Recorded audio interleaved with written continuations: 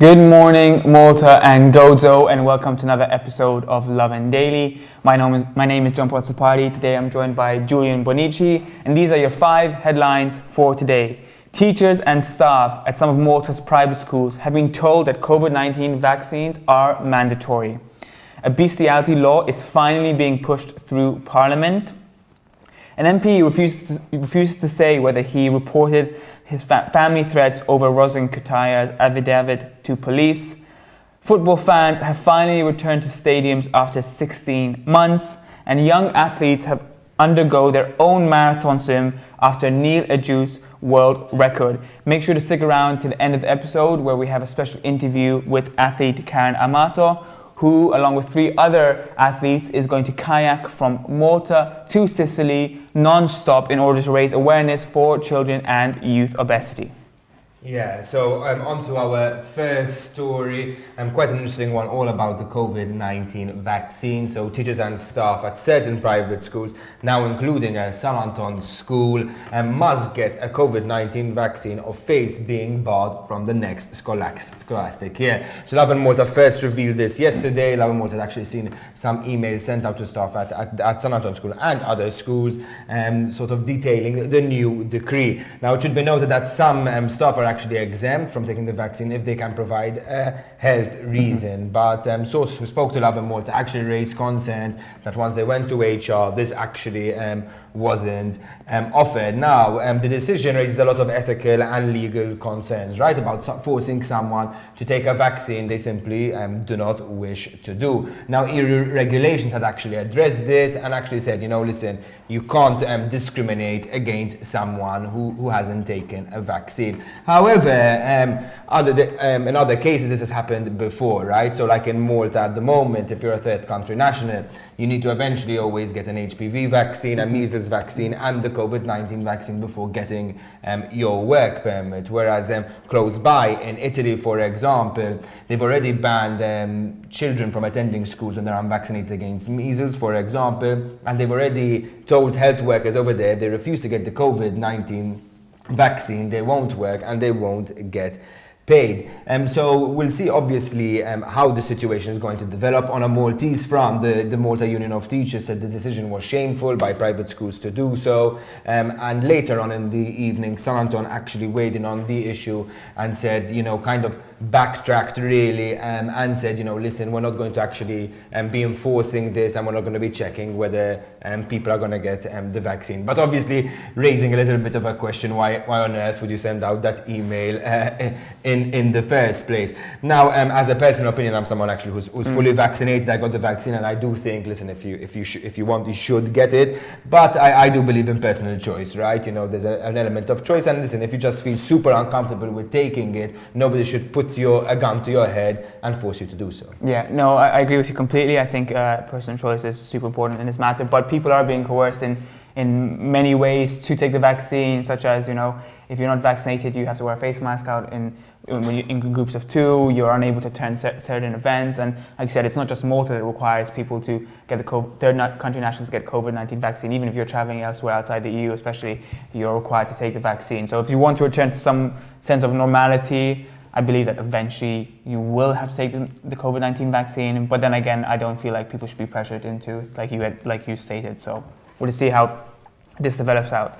Moving on to our second story, a bestiality law is finally coming to fruition in Malta and is being pushed through Parliament as we speak. Animal Rights Minister Anton Reflo confirmed with Lovin Malta the proposed law will empower the judiciary to ban people found guilty of bestiality from occupying the same residence as the animal in question.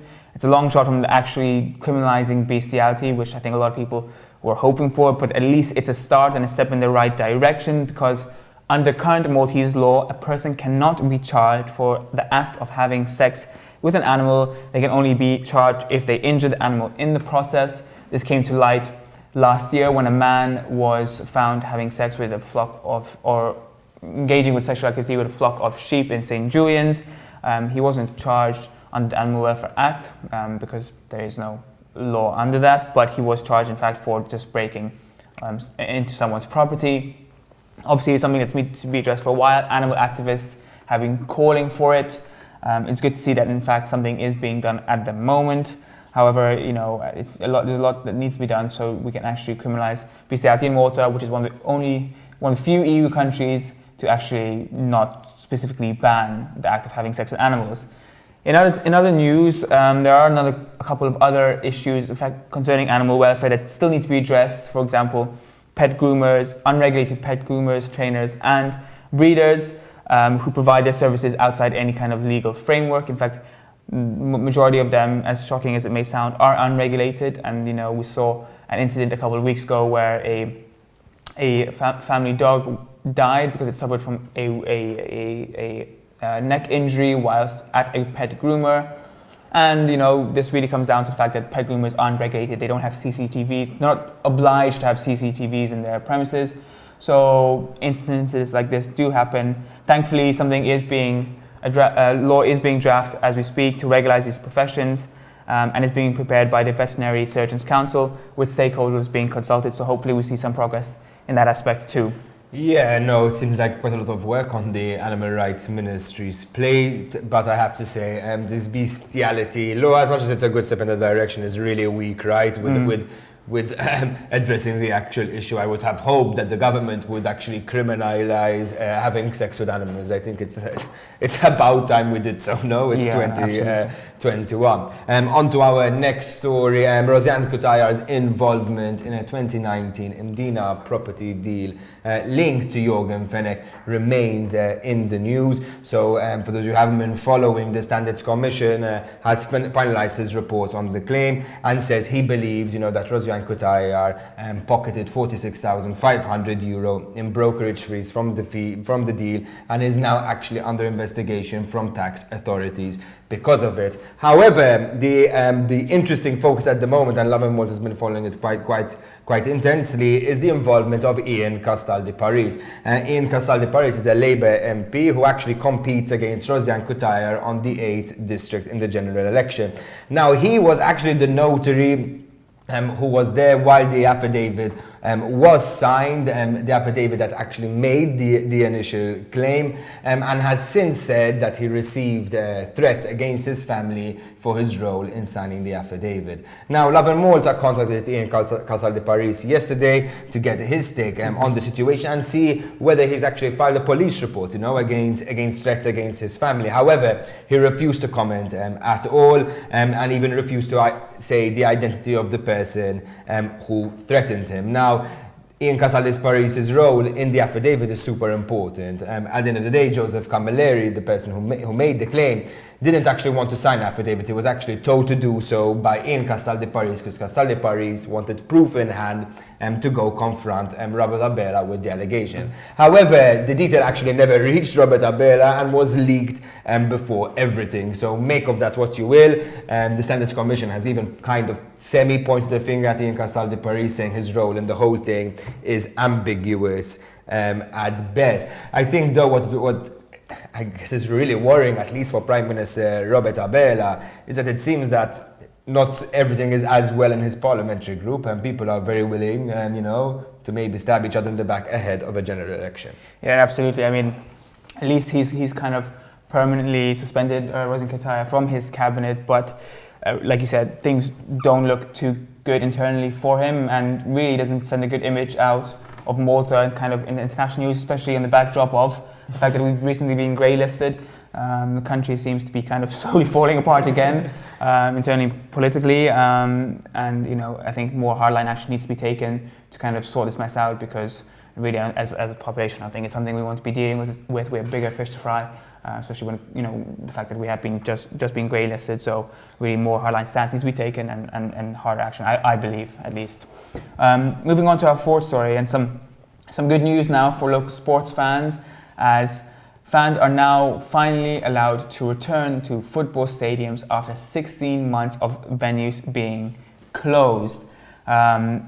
It's been a dramatic past 16 months for football fans who've been denied the opportunity to see their local teams play live in the stands as a result of the ongoing COVID-19 pandemic. But finally now, thanks to this new bubble concept introduced by health authorities, fans of groups up to 100 are allowed to attend stadiums, but still under a set of restrictions imposed by health authorities, which includes fans or people in attendance having to be in possession of a match ticket prior and not being able to buy it on the day. They also have to present a vaccination certificate, which goes back to our point about needing to be vaccinated to enter the stadium. They also need to provide some form of ID, will be requested to provide some contact details for contact tracing purposes, and they will also have to wear a face mask and respect social distancing measures at the stadium. We saw this yesterday with the start of the UEFA Europa Conference League, in which Mostar participated in and had a historic match as they beat Slovenian giants Spartak Trnava at home 3-2.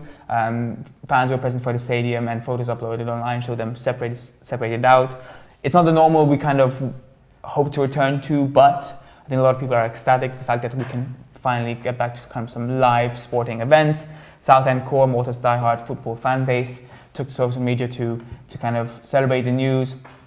They've been advocating for this for a long time, putting pressure on the government for 8, 9, 10 months now to kind of get fans back into the stadium in a similar manner that was being done in other European major leagues. But to no avail, unfortunately. They even kind of presented their own plan for how this would seem. But health authorities nonetheless were super strict on restrictions to the point that, the domestic Premier League here had to be cancelled because it was getting nowhere. But yeah, great to see that fans are back in stadiums. No, yeah, really good sight, and starting to see sort of things return to normality. I know it's not even on a Maltese front, but even seeing sporting events abroad, like the Wimbledon at the moment, even in the Euro, seeing packed stadiums is actually quite a good sight. Yeah. I used to hate crowds before, but now I sight as well, right? Yeah, no, I kind of miss them, but yeah, really positive step, and also good for the teams, right? It's a really good revenue stream for them. At least they're getting that little bit of cash injection, and for the players too. I'm sure they're really happy to see their fans in the stand. On to our last story. Neela Juice's inspiring world record,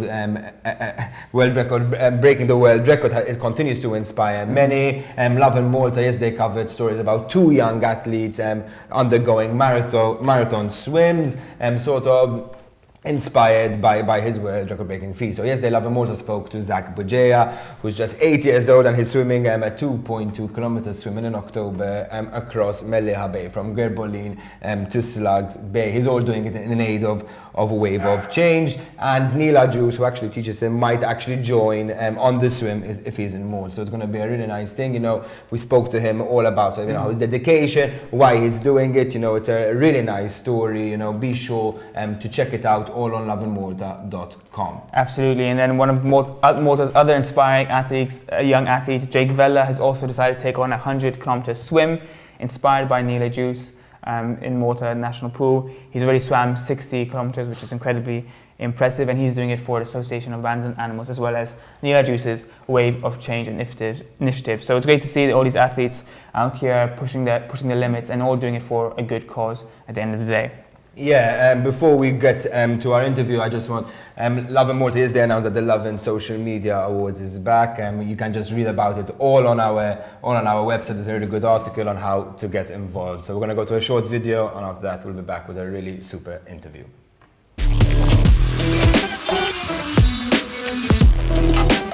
In Malta, we don't say.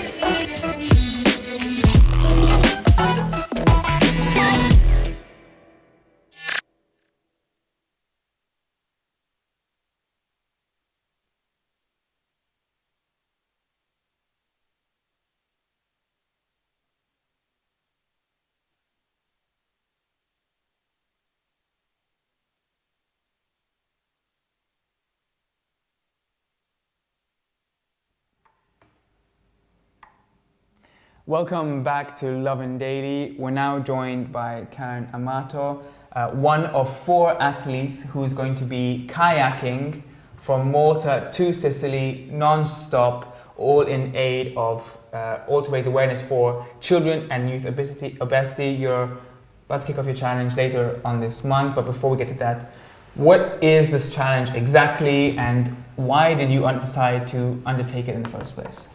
Well, we went kayaking around Comino, and we thought it's a good idea to do something a little bit more challenging than that. That was last year, and so we decided to do it this year now.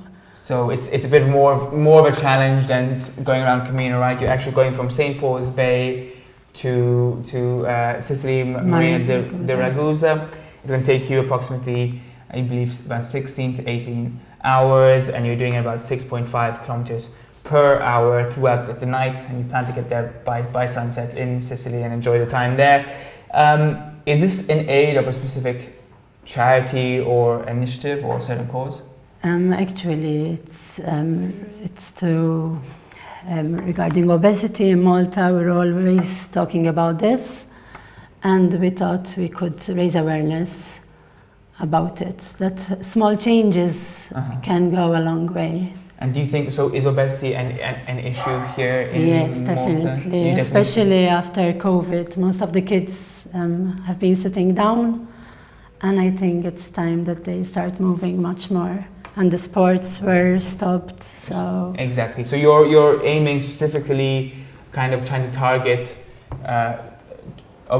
obesity in children and in youth, right? That's the kind of generation you want to kind of address, and the initiative you want to address. It's specifically youth and children, correct? Yes, I actually teach physical education in a school, so yes. So you see it yourself firsthand? Yeah, I can see it. Even the food they eat. Okay, so it's an issue as well Yes. with regards to food, lack of exercise, COVID-19 pandemic forcing children to stay at home. It's a mix of things, and you're doing this initiative to get them, to encourage kids to get out there and to get moving and to be inspired. How have you been training to prepare for this specific challenge?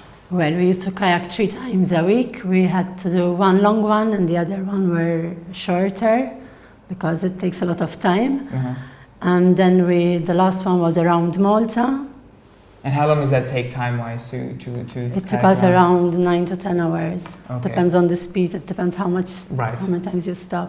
And when you say we, it's you, Ruben Vassallo, Daniel Seguna, and David Aber, correct? All 4 of you are going to be doing this challenge together, going from Malta to Sicily. Are you guys feeling nervous or excited about the challenge ahead? Yes, very excited. We just want to go. Yes. We're waiting for the perfect weather. We're revving up to go, yeah. So you're waiting for this right opportunity, this perfect window when the weather is ideal, when the seas are calm for you guys to go up. It could be any time next week, right? You just have to exactly.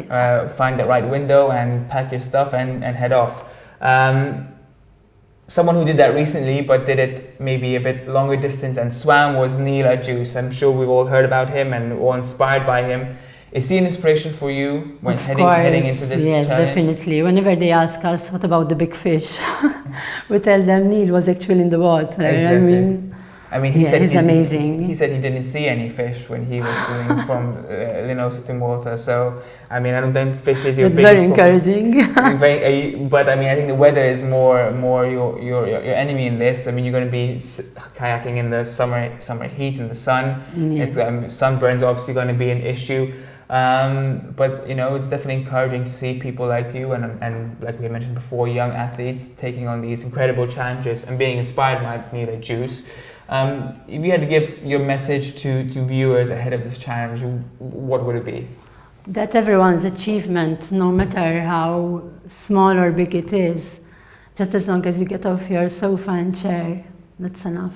Absolutely, it's a great message, and it's definitely one that we advocate here and want to see more of, especially following Neil Juice's incredible challenge. Now that Malta's got this resurgence of sporting activity and now things are starting to open up, it's great to see that more people are now taking health and fitness more seriously. Karen, I wish you the best of luck on your challenge. Whenever it does happen, I'm sure you guys will ace it, and we can't wait to see you on the other side of Sicily enjoying a nice glass of wine after an incredible 18-hour kayak. For all of you who tuned in today, thanks for joining us, and make sure to follow Karen. You have social medias as well, right? Yes, we have a Facebook page, and we can be tracked as well. And you'll be able to track Karen. Absolutely amazing, Karen, Ruben, Daniel, and David as they go on their kayak. Thanks for joining us today, and have a day full of loving.